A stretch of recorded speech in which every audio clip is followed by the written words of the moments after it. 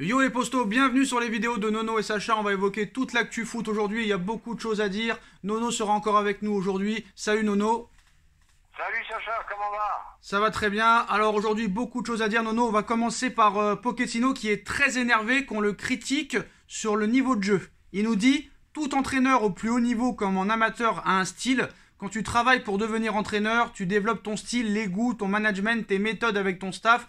On est un staff qui a un style défini, que moi je n'ai pas vu encore, hein, tu me diras Nono.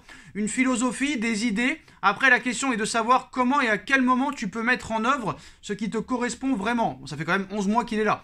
Et ça dépend des exigences du club. Comme on le disait tout à l'heure, si vous regardez ce qu'on a fait à l'Espagnol, à Southampton ou à Tottenham, vous verrez le style de jeu qui nous plaît.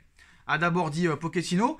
On est dans un processus aussi, on est arrivé en janvier 2021, il y avait une structure d'équipe différente.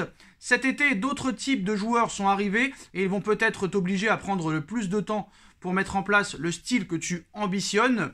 Ou si ça se trouve, tu ne l'atteindras jamais. Donc en fait, Pochettino, Nono nous dit que peut-être il n'y aura jamais de style de jeu. Ah, il se réveille, Pochettino.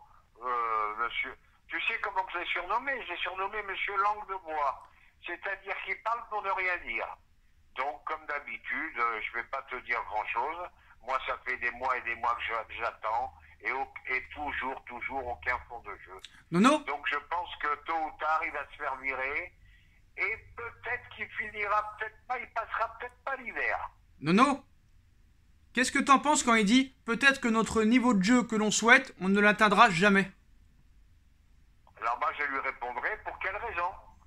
Il te répond Nono en disant « Et on en revient à l'adhésion qu'on recherche, peut-être peut-on y parvenir d'une autre manière, peut-être qu'on ne pourra pas le faire de manière constante comme on le faisait à Tottenham, mais je crois qu'on est capable d'y arriver par moments et de jouer d'une autre manière à d'autres moments. Pour en revenir à la question sur le style de jeu, ce n'est pas que ça.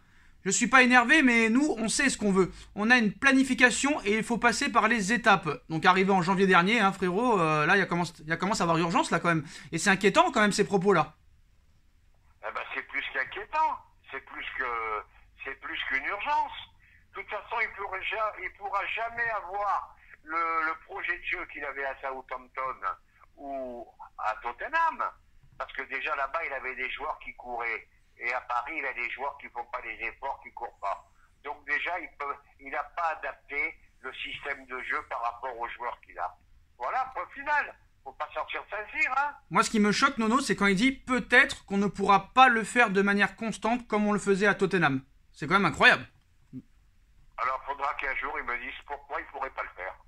Bref, avant de passer aux autres actus, un petit point médical. Alors, Neymar et Lionel Messi ont participé à la séance du jour et pourraient être disponibles contre Nantes, alors qu'ils étaient peut-être, surtout Neymar, hein, était considéré comme peut-être forfait contre Manchester City. Neymar, Messi, disponibles demain contre Nantes. Nono, vu l'avance que tu as en Ligue 1, est-ce que Neymar et Messi doivent jouer titulaire ou seulement quelques minutes contre le FC Nantes, histoire d'avoir du rythme? Eh ben moi, je les aurais préservés. Et je les aurais fait jouer simplement une mi-temps pour éviter tout risque de blessure avant le match très important contre City. Très bien. Alors, Pochettino... Voilà, encore une fois, un désaccord avec Pochettino de ma part. Alors, on ne sait pas réellement si Neymar et Messi seront dans le groupe demain. En tout cas, Messi, lui, en a envie. Neymar, peut-être, pourrait faire l'impasse, mais en tout cas, il pourrait être disponible demain. En ce qui concerne Sergio Ramos pourrait faire ses grands débuts avec le Paris Saint-Germain demain contre le FC Nantes Atlantique. Pochettino a réagi sur une potentielle présence dans le groupe. Pochettino a dit que Sergio Ramos est un grand professionnel, qu'il travaille très bien depuis plus de 2 semaines. Il réussit à s'adapter à la situation et on prendra une décision demain. Est-ce que Sergio Ramos doit jouer demain contre le FC Nantes Atlantique et titulaire en plus de ça? J'espère qu'il sera titulaire et pour moi c'est une très bonne nouvelle. Sergio Ramos malheureusement a eu blessure sur blessure, mais c'est un grand professionnel. Et je pense qu'il va faire beaucoup de bien à la défense parisienne. Penses-tu que si jamais Pochettino refuse toujours de faire une défense à 3, et on a vu qu'en plus de ça, quand en plein match il sortait un 3-5-2, ça allait beaucoup mieux au niveau du jeu, s'il reste dans son 4-2-3-1 ou dans son 4-3-3, penses-tu que Kimpembe peut faire les frais du retour de Sergio Ramos? Eh ben, j'espère qu'il fera les frais parce que vu les matchs qu'il fait ces derniers temps, excuse-moi, à chaque fois qu'il y a danger et qu'il y a Pochettino dans le coin, eh ben, on est mort de trouille. Alors, pour moi, il n'y a pas photo. Pour moi, il n'y a pas photo. Alors, Hein, je préfère de loin qui titularise la Rise Ramos. Et surtout en Ligue des Champions, avec l'expérience qu'il a. alors pour en finir avec le match de demain qui sera un match de préparation pour Manchester City, on va pas se mentir, hein, on est à déjà 10 points d'avance sur le deuxième en Ligue 1, on est déjà champion de France. Marco Verratti et Presnel Kimpembe étaient eux aussi disponibles à l'entraînement. Est-ce que Marco Verratti doit jouer au moins une demi-heure demain contre Nantes avant ce match contre Manchester City? Absolument, il lui faut du rythme. Il lui faut du rythme, petit bout. Il lui faut du rythme, en espérant qu'il ne se blesse pas une nouvelle fois. Alors Nono, depuis quelques jours, on parle d'une équipe décimée, de plusieurs forfaits qui pourraient arriver. Donc là, les bonnes nouvelles reviennent. Hein. Neymar disponible, Messi disponible, Verratti, Kimpembe, Sergio Ramos reviennent tranquillement. Mais du côté de Manchester City, on l'a pas vu venir. Kevin De Bruyne sera forfait pour le match contre le Paris Saint-Germain. Il a été déclaré positif au Covid-19. Voilà une nouvelle dont Guardiola se serait bien passé. Présent en conférence de presse ce vendredi avant la rencontre contre Everton demain pour le compte de la 12e journée de Premier League, l'entraîneur de Manchester City a annoncé que Kevin De Bruyne avait été testé positif au Covid-19 ces dernières heures. Je le cite, « Il a été déclaré positif mercredi. Il doit se reposer 10 jours, a ainsi concédé l'entraîneur espagnol devant la presse. Conformément au protocole en Angleterre, l'international belge déclare donc forfait pour le match contre Everton dimanche, mais surtout, il ne pourra pas prendre part à la rencontre ô combien importante pour la première place du groupe A en Ligue des Champions mercredi prochain contre le Paris Saint-Germain. Nono, Kevin De Bruyne, meilleur joueur de Manchester City, pour beaucoup de spécialistes, meilleur milieu de terrain du monde.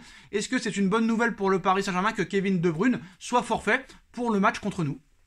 Alors, très très bonne nouvelle pour le PSG. Je suis un peu triste pour De Bruyne, que je considère vraiment comme un très très très grand joueur. Et bon, le malheur des uns fait le bonheur des autres.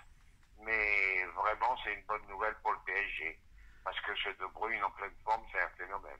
Donc là, tu retrouves un petit peu d'espoir quant à ce match contre Manchester City. Eh ben oui, s'ils reviennent tous, De Bruyne blessé, ça change la donne. Ça change tout. Ça change toute la donne. Qu'est-ce que tu veux que je te dise? Alors, comme tu sais, Nono... Alors, vas-y, je te laisse finir, excuse-moi. On passe du coq à l'âne d'un jour à l'autre.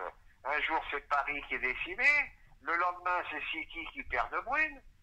Qu'est-ce que tu veux? C'est dur d'avoir une analyse objective, hein.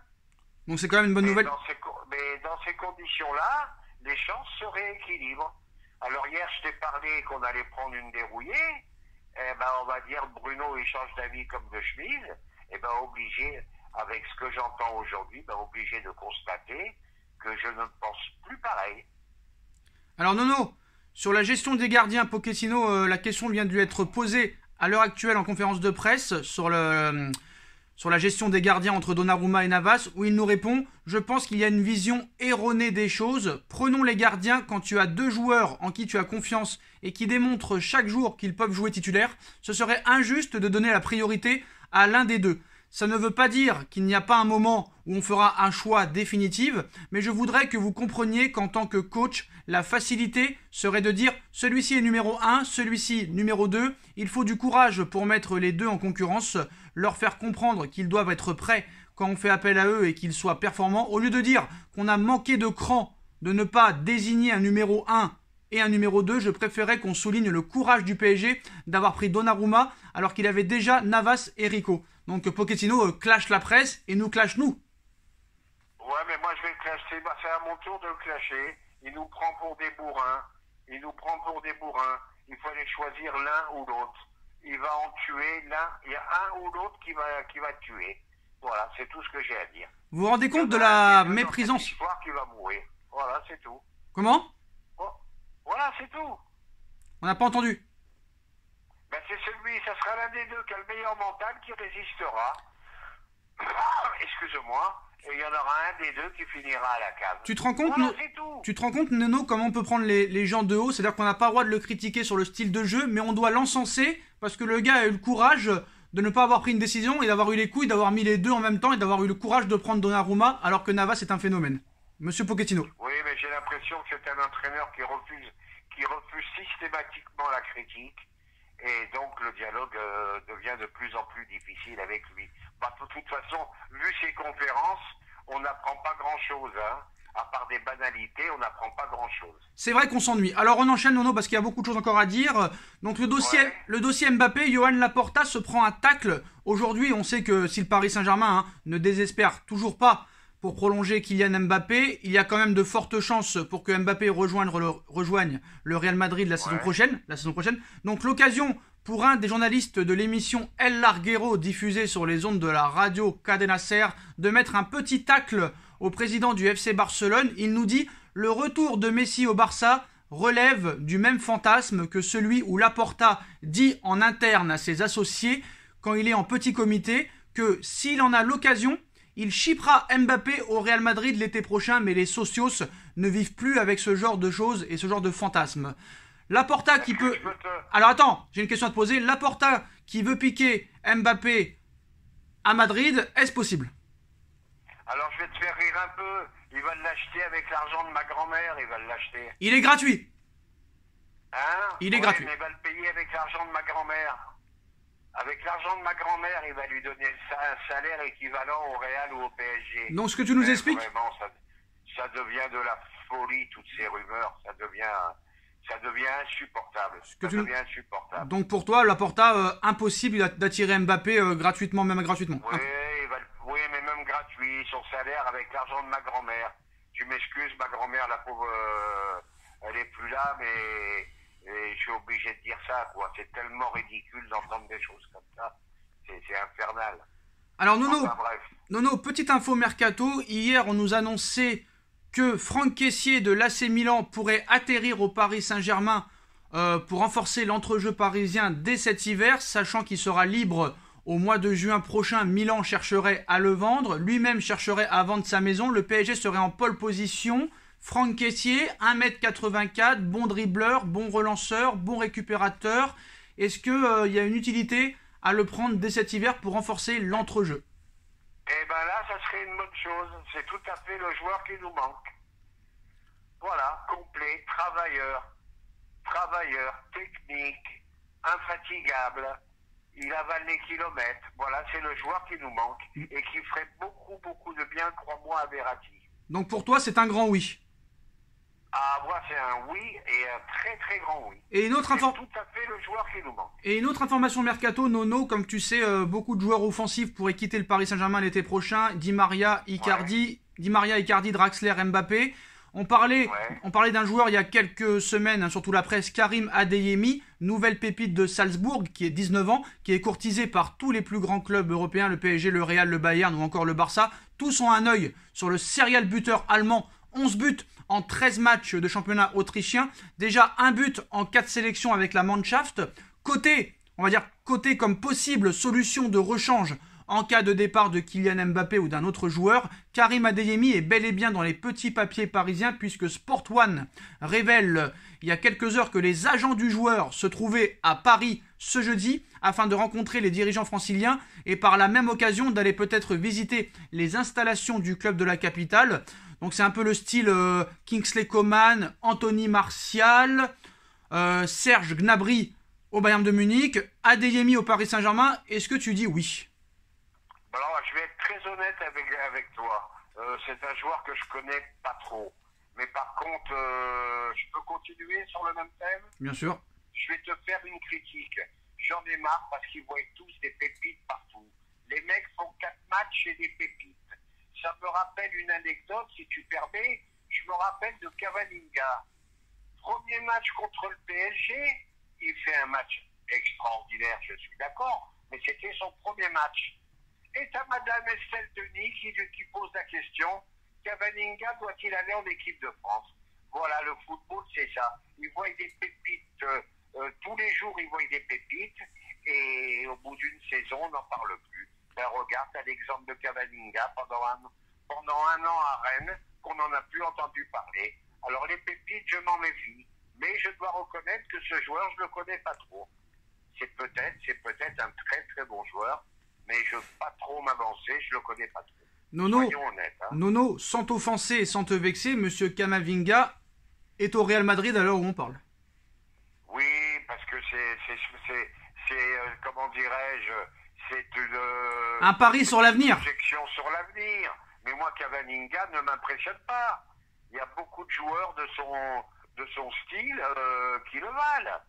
C'est un travailleur, il y a rien d'éblouissant. Il n'y a rien d'éblouissant, c'est un bon joueur, tout ça. Alors Nono. Excuse-moi. Tout simplement, c'est un bon joueur, voilà. Mais ça c'est une histoire que je me souviens. Premier match contre le PSG, Madame Estelle Denis, grande spécialiste du football. Oui, tu l'as déjà dit. Tu l'as déjà dit. Alors Nono, on va finir cette vidéo par les dénonciations. Tu sais, des fois on le dit, mais c'est mieux de se répéter. Alors Nono, on n'a pas trop le temps non plus. Alors on va finir sur les dénonciations. Mais je voudrais juste dire un mot avant. Oui. C'est possible? Bah oui, bien sûr. J'étais un peu énervé hier. Parce que sur les commentaires qui alors on n'en parle pas de ça, ça nous intéresse pas. Les dénonciations, on va finir. Non, on n'est pas là pour faire ça, il y en a marre, on en a déjà parlé, tu ne comprends pas, donc on va passer directement à la dernière information. À la dernière information de la vidéo, la dénonciation médiatique massive hier de Romain Molina envers des dirigeants du Paris Saint-Germain, de l'Olympique de Marseille. Il a dit des choses incroyablement incroyables sur des joueurs et des internationales français. Donc on va pas s'attarder sur tout ce qu'il a dit parce qu'il a fait 8 heures de live et je pense que là il s'est mis le football du monde à dos où il va avoir des plaintes comme pas possible. On va faire très très vite. On va parler sur ses propos de ce qu'il a dit sur certains joueurs du Paris Saint-Germain et aussi le président Nasser et le directeur sportif Leonardo. Alors il va falloir retrouver le passage parce qu'il a vraiment dit beaucoup de choses. Donc voilà. Alors sur le PSG, il nous dit le PSG c'est burn-out sur burn-out. C'est la débandade en interne. Tous les gars autour de Nasser sont en train de se barrer. Et Leonardo est détesté par les joueurs et par les dirigeants. Laisse-moi finir Nono et après tu pourras réagir. Il continue sur le Paris Saint-Germain en disant que le transfert de Danilo Pereira au Paris Saint-Germain, Leonardo n'a rien fait pour ça. C'est Antero Henrique, l'ancien directeur sportif du Paris Saint-Germain, qui a été lui-même à Porto régler ce dossier. Pendant que monsieur Leonardo mettait tout l'argent du mercato et plus de 72 millions d'euros sur Mauro Icardi. Le plus choquant, c'est Leonardo qui claque tout sur Icardi, alors que Thomas Tuchel lui avait prévenu juste avant qu'il ne le ferait pas jouer si jamais il viendrait. Pourtant, il l'a fait jouer au début. Demandez à Ancelotti et Maldini ce qu'ils pensent de Leonardo. Et on finit sur le PSG. Il explique que voilà, il y aurait une affaire similaire comme il s'est passé en 93 au MBA. De match truqué. Alors il n'a pas été jusqu'à dire match truqué, mais une affaire similaire. Et il finit par dire au PSG, on est arrivé à une période où les joueurs amènent carrément leur chicha en déplacement. Nono, qu'est-ce que tu penses de toutes ces dénonciations de Molina envers le Paris Saint-Germain? Honnêtement et très sincèrement, même si tu l'aimes pas... Très sincèrement, Molina, il y a du pour, il y a du contre. Oui. Première chose, j'espère... Excuse-moi, je sais pas ce que j'ai aujourd'hui avec cette toux. Alors, il y a du pour, il y a du contre. J'espère pour lui qu'il ait quand même des preuves en béton. Parce que je pense que ça pourrait très très mal finir pour lui si ce ne sont que des rumeurs. Mais rappelle-toi, il dit beaucoup de choses que nous avons parlé depuis 2-3 jours. On sait que c'est le bordel au PSG, on sait que Leonardo est détesté, on sait qu'il se passe plein de choses limite au PSG.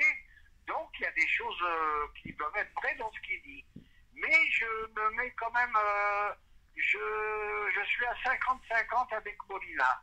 Parce que je me demande quand même quelquefois où il trouve ces informations. Où y a-t-il une taupe au PSG qui lui dise tout? Ça c'est autre chose, c'est possible. Alors ce qu'il faut savoir, c'est que Molina est un journaliste indépendant, comme j'ai dit sur ma première chaîne, qui connaît beaucoup de monde, qu'il a écrit des ouvrages sur Edinson Cavani en l'interviewant lui-même, des ouvrages sur Unai Emery. Il fait pas ça pour l'argent parce qu'on sait que son livre sur Emery, l'éditeur lui doit 23 000 euros. Sur YouTube, il fait pas tant de vidéos que ça. Il travaille pour le Guardian, il travaille pour The Times. Il connaît beaucoup d'agents, beaucoup de monde. Il a dit aussi, Nono, hein, qu'au mois d'avril, il mettrait à terre et il enterrera la Fédération française de football dans quelques mois. Qu'est-ce que tu penses de ça aussi? Ça, on le verra, hein. Oui, vas-y. Ça, on le verra, s'il mettra la fédération à terre. Mais moi, j'en démords pas. Pour avoir toutes ces informations, je pense qu'il a une taupe au PSG qui lui balance les infos. Alors, Nono ne voulait pas en parler. Moi, j'en parle sur ma première chaîne. Hein. Allez voir les vidéos sur Sacha Benita. Molina a été très loin. Hein. Il a accusé Ferland Mendy de choses très très graves. Eh oui, c'est pour ça que je te dis ça. Il a accusé aussi des joueurs internationaux de choses exécrables. Il parle de choses abus sexuels, pédophilie, de dirigeants, de présidents, de joueurs. Allez voir sur ma première chaîne Sacha Benita. Nono ne voulait pas en parler, il voulait juste parler de tout ça. Et on va finir quand même sur juste une petite info quand même. Hein, sur, comme tu sais, hein, Marseille a toujours critiqué le PSG parce qu'on était sous ordre du Qatar. Mais eux, ça les dérangerait pas non plus d'avoir peut-être un propriétaire comme le prince Al-Tamim à l'Olympique de Marseille. Je pense que leur discours changerait. Donc il a dit que les Saoudiens n'avaient jamais eu l'intention de venir à l'Olympique de Marseille, que déjà le soi-disant mec qui devait acheter Marseille doit déjà beaucoup d'argent à certaines personnes. Donc on ne sait pas ce qui se passera à l'OM. Donc pour toi, la vente de l'OM, c'est une utopie? Ben non, je pense que McCourt va s'investir pour un bon bout de temps. Et je pense que c'est un président qui fait pas trop mal son travail. D'accord. Voilà. Bah on finira là-dessus, Nono. Ça fait déjà 20 minutes. Dites-moi en commentaire Est-ce que je peux un dernier mot? Bien sûr. Mais c'est juste une petite, c'est pas méchant, c'est une petite analyse. Non, on parle pas de commentaires. On ne parle pas de commentaires. Je parle pas des commentaires, c'est juste une seule phrase. Est-ce que je peux? Non. Bon, alors je la dirai pas. Voilà. Merci. Voilà les postos. On like, on partage, on commente, on s'abonne. Et merci encore une fois à Nono d'avoir été présent. Et je vous souhaite... merci à toi, Sacha. J'espère que maintenant on va parler foot. Hein. Bah, on parle toujours foot, mais voilà, les postos. Et je vous laisse. Et à très bientôt pour une nouvelle vidéo. Tchuss. Et demain, avant match et débrief. Nono parle beaucoup. Tchuss.